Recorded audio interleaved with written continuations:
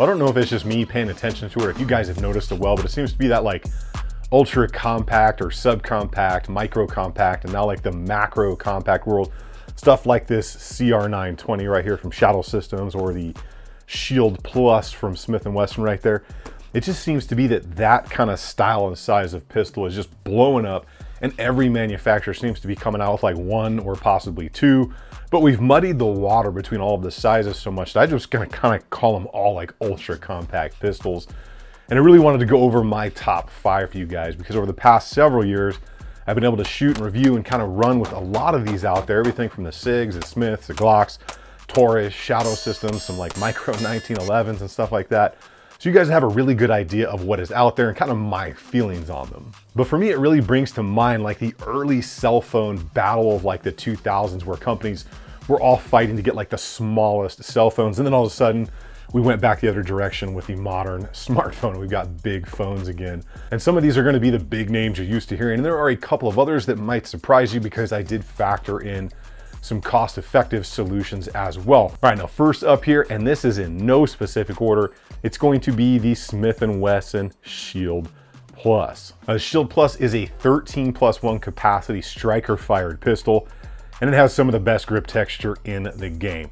And a trigger on it, it's really not half bad for a striker rig, and it does clean up as you fire it more and more. This is going to come with standard white dot sights, although some models do have fiber optic and night sights. It's got workable serrations on the front and on the rear of that slide. It is definitely one of the more proven and trusted brands or line of pistols out in the market today. Pretty much all the M&P stuff has been very well tested. Now these will come in optic ready and non-optic ready version. As you can see, mine has a dovetail style mount for an optic, which actually doesn't suck, and I've got a video on it if should you be interested. Now price wise, you can find these for around $400 to $500, which is a really good value for the quality, durability, and reliability you are going to get out of a Smith & Wesson pistol. Out on the range, the Shield Plus has run consistent, reliable, and extremely accurate. However, there's just something about the grip and the trigger guard that don't work for me. And I think it has to do with the size of my hands. But one, how the trigger guard slopes right here. If you see my hands, I tend to start slipping forward like that. And then when it comes to the grip profile as well, it's a little thin and it's really angular instead of being squared off in the front and the back strap. So if you can kind of see right there what I'm talking about, how angular it is up here rather than flat, that just kind of messes me up a little bit. Not a thing for everybody, but just something you might want to pay attention to when you go to the shop and you hold this in your hand. Well, now that my Smith & Wesson fans are taken care of, let's make everybody mad here with a Taurus GX4. And I know a lot of people might not have seen this one coming, but quite honestly, this one surprised me quite a bit. It is not, however, currently in my collection because that one was a loaner, but I did just get the G4 XL. So not only do we have compact, subcompact, micro compact, macro, but we have micro XL stuff now. You see where I'm going with this? We almost can't keep up with all the different size categories here. The cool thing about the GX4 is you can get this thing in a 10 or 13 round capacity, making this a very solid setup for the size, because the GX4 is actually the smallest one that we are going to talk about today, and it's in that micro compact category. The grip texture on the GX4 is solid, much like a decent grit sandpaper, which is what I like. Similar to the M&P Shield, but not quite as aggressive. It comes with usable 3-dot sights, a decent trigger, although it was a little heavy until it was broken in very well. This was actually the 2022 handgun of the year. It's based on a chassis system, kind of like the new SIG offerings. One of the things I paid attention to in my testing with the Taurus was they have had some QC and some reliability issues in the past. But when it comes to the GX4 series, or even the G3C series or G3, it seems to be that they have really done a lot to make strides in the quality control and the reliability of their pistols. You do get a little bit of customization with the GX4 because you will get some interchangeable back straps.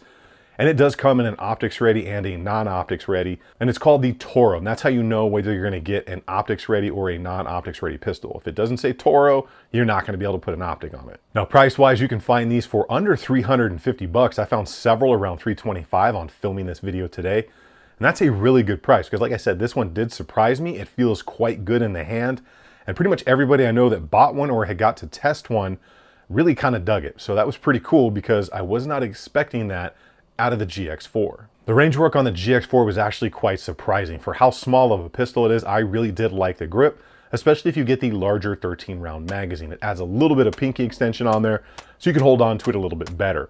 But the recoil impulse was very controllable, the grip was good, and the ability to change the back strap was quite nice. I did have one issue on the range, and that was the front sight actually started to come undone out there. Apparently they forgot the Loctite on the front sight. But I fed the GX4 everything from ball to self-defense ammo, and it ate through all of it without a problem. And now, because I know they're all big mad that it wasn't the first thing that I started off with, and remember, this is not in any specific order, my Glock fans, it's going to be the 43X MOS, or I guess even the Glock 43X. Now, I think we all know Glock is probably the most reliable, durable, and proven pistol out in the market today. I think anyone that pretty much denies that is probably just in some form of denial. Now, I'm not a huge Glock fan, but I am a really big fan of the 43X MOS. The Glock 43X only comes with a 10-round capacity due to the magazine design, but I carry shield arms mags, effectively giving me 15 rounds, which makes it a very small Glock 19, I guess you could put it. I know some people have had issues with those magazines, but I have a test group of over 12, and I have yet to experience a single problem from them. The sights on here, depending on the model, could be the standard plastic, or you could get night sights. If you can upgrade the sights, do it. The plastic ones really do suck. It does come optics ready or non-optics ready versions for sure, and prices will vary. Grip texture is okay, it's usable, and the trigger, it's a Glock trigger. It's nothing to write home about, but trust me, it's going to get the job done when you need it to. There are a couple of different versions, from rail, no rail, silver slide, black slide, MOS versions, and all those prices are going to vary. And when you're talking about price, the base one on the 43X, right around $500, so $499. And then the MOS version, depending on what it comes with, could be all the way up a little bit over $600. Really depends on what the market doing, what the store is doing, and if there's any sales going on. And quite honestly, I don't think any list of like micro, subcompact, or compact pistols would be complete without bringing up the 43X MOS. Again, I am not a huge Glock fan, but I am a massive fan of the 43X, not only for the durability, reliability, but the fact that it just is a little bit better than the other Glocks. It doesn't have a massive aggressive grip angle on it, that huge Glock hump at the bottom of the grip, so it seems to fit me a little bit better, and the overall size profile of it, with the fact that I can use a different mag and get 15 rounds, really just rings my bell. Well, now that I have redeemed myself just a tiny bit with the Glock 43X MOS, let's move into a little bit of what you could consider the Gucci with the Shadow Systems CR920. Now, this is a full custom pistol right out of the box. It's pretty much got everything done to it that you could want to, but you're gonna pay for it. I personally liked this right away from the first time I was able to pick it up, all the way through my range experience with it. And I got to do some pretty fun mag durability testing with it, since these mags were a completely new design, and I wanted to see what could be done to them and have this thing still run. Now, this is the size of the 43 with the standard mag, or basically the 43X with the 13-round magazine. The grip texture on this is solid. The angles are good all the way around this. You're going to get a double undercut trigger guard on this little thing, a good flat face trigger. It's a little heavy at first, but it cleans up over time, which is really the case with just about any Glock or Glock clone style pistol. You're going to get front serrations, rear serrations, reference ledges on the front of the frame for recoil mitigation. It's really just the whole package. The CR920 will also give you night vision mid-height night sights, which are going to be usable through your optic. And if you don't know, Shadow Systems has that proprietary optics mount design where they've changed the EDP assembly in there, or extractor depressor plunger assembly, so it mounts super low into that slide, no plates needed. Overall, this thing just feels great for its size, and it's been one I've been testing a lot these days. I had the updated barrel design, so upon release, there had been an inline change prior to them hitting the shelf. And in reality, what happened was it crapped the couch. That new barrel design caused some feeding issues, so Shadow Systems quickly got the old barrel back up and running and sent those barrels back out to people who had purchased the 920s. Ultimately, with mine, it was the new barrel design, and the testing on this one is ongoing. Now, cost-wise, the CR920 is not the cheap girl to take to the prom. She is coming in at $679, but again, it's a full custom rig right out of the box, leaving you only to need ammo. Now, whether you love it or hate it, show the channel some love and hit that subscribe button. And feel free to chime in at any time where I am right or wrong about any of these choices here, because we're all different, have different hands, different skills and abilities, and I'm curious to know what your favorites and why. Now, this next one is a surprise again for me, because it was a little bit of a sleeper out there on the market, and that's going to be the Mossberg MC2SC, or the sub compact. Again, we've got so many different categories that I'm just lumping them all into ultra compact carry pistols. Now the MC2SC is going to give you a 14+1 capacity and an extremely thin overall profile and design.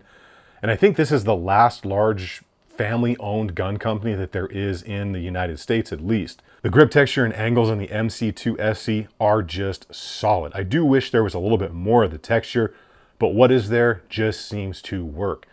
The trigger is not bad at all. It's got some Glock looking Gen 3 parts in there and stuff going on inside.